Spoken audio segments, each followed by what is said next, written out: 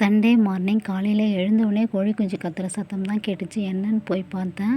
ஒரு கோழி குஞ்சு படுத்தே கிடந்தது, நடக்க முடியாமல். இந்த கோழி குஞ்சு பிடிக்கிறதுக்கு ரொம்ப கஷ்டமாக இருந்துச்சு. அவங்க அம்மா விடவே இல்லை. இப்படியே தூக்கிட்டு வந்து பார்த்தோம்னா காலில் கட்டாகிற கண்டிஷனில் இருந்துச்சு. முடி மாட்டி அதை எடுத்து விட்டுட்டு கொஞ்சமாக மஞ்சத்தூளும் தேங்காய் எண்ணெயும் கலந்து மிக்ஸ் பண்ணி தடவி விட்டு கீழே விட்டதுக்கப்புறம் கொஞ்சம் தேங்கி தேங்கி நடக்க ஆரம்பிச்சிச்சு. அப்புறம் வேகமாக ஓட ஆரம்பிச்சிது. அதை பார்த்ததுமே ரொம்ப சந்தோஷமாக இருந்துச்சு. கத்தி அவங்க அம்மாவை கூப்பிட்டு அவங்க அம்மா கூடவே மறுபடியும் ஓடிச்சு.